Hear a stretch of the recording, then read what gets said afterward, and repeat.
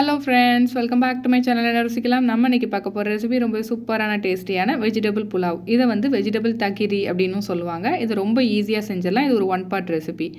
வாங்க பார்க்கலாம். இது செய்ய தேவையான பொருட்கள்: பெரிய வெங்காயம் 2, கேரட் 2, பீன்ஸ் ஒரு 15 பீஸ் இந்த மாதிரி நல்லா ஸ்லைஸாக கட் பண்ணிக்கோங்க. புதினா இலை ஒரு கைப்பிடி அளவு, கொத்தமல்லி இலை ஒரு கைப்பிடி அளவு, உருளைக்கிழங்கு ஒரு 2 உருளைக்கிழங்கு நல்லா இந்த மாதிரி கொஞ்சம் ஓரளவுக்கு பெரிய பீஸாகவே கட் பண்ணிக்கோங்க.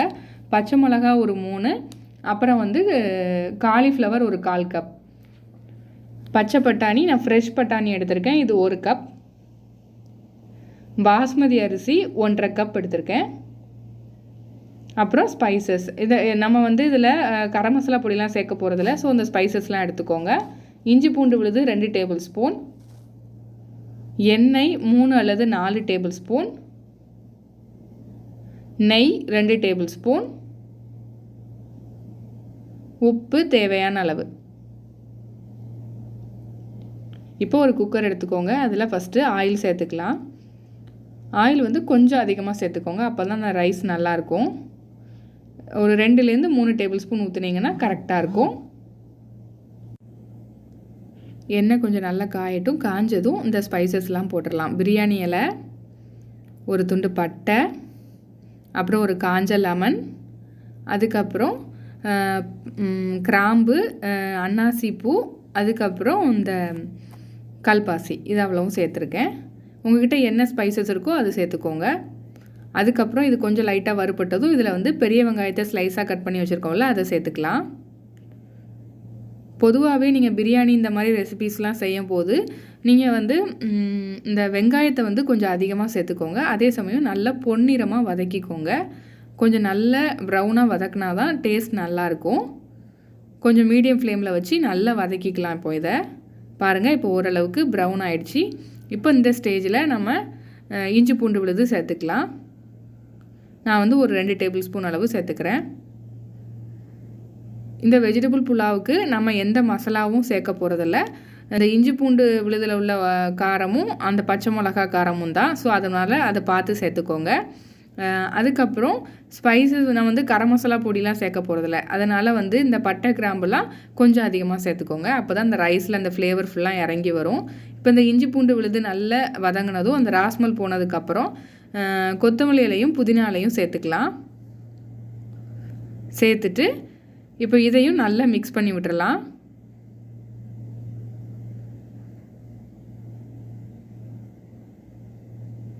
இப்போ இதை நல்லா மிக்ஸ் பண்ணி விட்டுட்டு காமிக்கிறேன். ரொம்ப டேஸ்ட்டாக இருக்குங்க இந்த ரெசிபி. ஒரு 1/2 ஹவருக்குள்ளே செஞ்சு முடிச்சிடலாம். அடுத்து நான் பச்சை மிளகா ஒரு 3 பச்சை மிளகா சேர்த்துருக்கேன். உங்களுக்கு காரத்துக்கு ஏற்ற மாதிரி கூட்டவோ குறைக்கவோ செஞ்சுக்கோங்க. இப்போ அடுத்து இதில் வெஜிடபிள்ஸ் எல்லாத்தையும் சேர்த்துடலாம். உங்கள்கிட்ட என்ன வெஜிடபிள்ஸ் அவைலபிளாக இருக்கோ அதை மட்டும் சேர்த்துக்கோங்க. நான் இன்றைக்கி காலிஃப்ளவர், உருளைக்கிழங்கு, பச்சை பட்டாணி, கேரட், பீன்ஸ் இதெல்லாம் சேர்த்துக்கிறேன். எல்லா வெஜிடபிள்ஸையும் சேர்த்துட்டு நல்லா மிக்ஸ் பண்ணி விடணும். இதை வந்து நீங்கள் இப்போ இந்த நவராத்திரி ஸ்பெஷல் போயிட்டுருக்கு. இந்த நவராத்திரி ஸ்பெஷலுக்கு கூட இந்த ரெசிபி நீங்கள் செய்யலாம். ரொம்ப ஈஸியாக சீக்கிரமாக செஞ்சு முடிச்சிடலாம். உங்கள் வீட்டில் கொலுலாம் வச்சுருந்தீங்கன்னா இந்த மாதிரி ரெடி பண்ணி அதுக்கு பிரசாதமாக வச்சுக்கலாம். ரொம்ப டேஸ்ட்டாகவும் இருக்கும், அதே சமயம் ரொம்ப ஈஸியாகவும் செஞ்சிடலாம். இப்போ இதை நல்லா மிக்ஸ் பண்ணி விட்டுக்கோங்க. நீங்கள் வந்து நெய் வந்து ஃபஸ்ட்டே சேர்க்குறதா இருந்தால் கூட இந்த ஆயிலோடு சேர்த்துக்கலாம். ஆனால் நான் கடைசியாக தான் சேர்ப்பேன். அது இன்னும் கொஞ்சம் ஃப்ளேவர்ஃபுல்லாக நல்லாயிருக்கும். இப்போ ஓரளவுக்கு நல்லா மிக்ஸ் பண்ணி விட்டாச்சு. இப்போ இதில் தேவையான அளவு உப்பு சேர்த்துக்கலாம். நான் வந்து ஒரு 3 டீஸ்பூன் சேர்த்துக்கிறேன். அதுக்கப்புறம் கொஞ்சமாக நெய் சேர்த்துக்கிறேன். ஒரு 1 டீஸ்பூன் அளவுக்கு தான் நெய் சேர்த்துருக்கேன். சேர்த்துட்டு இப்போ இதை வந்து நல்லா மிக்ஸ் பண்ணி விட்டுறலாம்.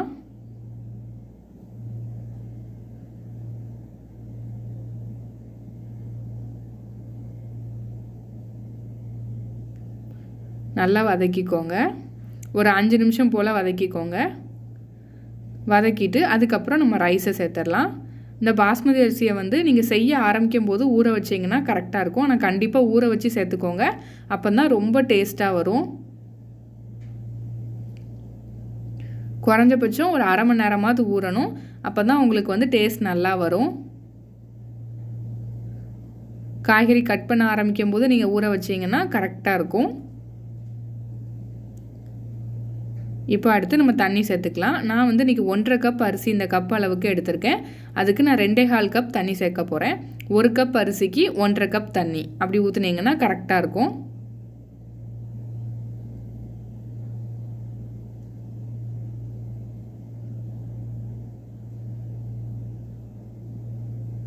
பாருங்கள், நான் 2.25 கப் தண்ணி சேர்த்துக்கிட்டேன்.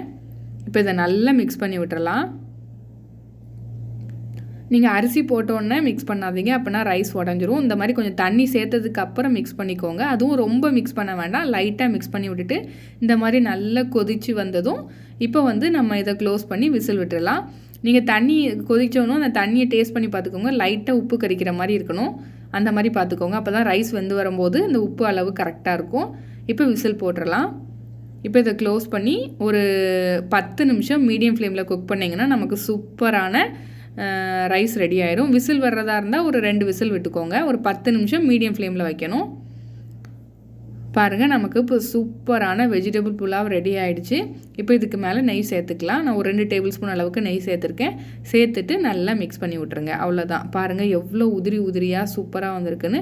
தண்ணி அளவு நீங்கள் கரெக்டாக வச்சிங்கன்னா, அதே சமயம் இந்த பாஸ்மதி அரிசியை ஒரு 20 நிமிஷத்துலேருந்து 30 நிமிஷம் ஊற வச்சு சேர்த்திங்கன்னா ரொம்ப டேஸ்ட்டாக இந்த மாதிரி உதிரியாக வரும். உடையவும் செய்யாது, ரொம்ப டேஸ்ட்டாகவும் இருக்கும். இதுக்கு நீங்கள் நல்லா நான்வெஜ் சாப்பிட்றதா இருந்தால் மட்டன் கிரேவி, சிக்கன் கிரேவி வச்சு சாப்பிட்லாம். இல்லை நீங்கள் வெஜிடேரியன்னா உருளைக்கிழங்கு குருமா வச்சு சாப்பிடலாம். இல்லை நீங்கள் வந்து நார்மல் தயிர் பச்சடி வச்சு சாப்பிட்டா கூட ரொம்ப டேஸ்ட்டாக இருக்கும். இப்போ இதுக்கு கொஞ்சம் ஈஸியான ஒரு தயிர் பச்சடி எப்படி செய்கிறதுன்னு நம்ம பார்த்துருவோம். ஒரு பவுலில் இந்த மாதிரி குட்டி குட்டியாக கட் பண்ணி வச்சுருக்கேன். வெங்காயம் சேர்த்துக்கலாம். அதுக்கப்புறம் பச்சை மிளகாய் சேர்த்துக்கலாம்.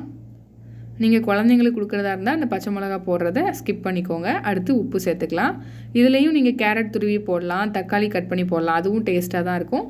அதுக்கப்புறம் இதில் தயிர் சேர்த்துக்கலாம்.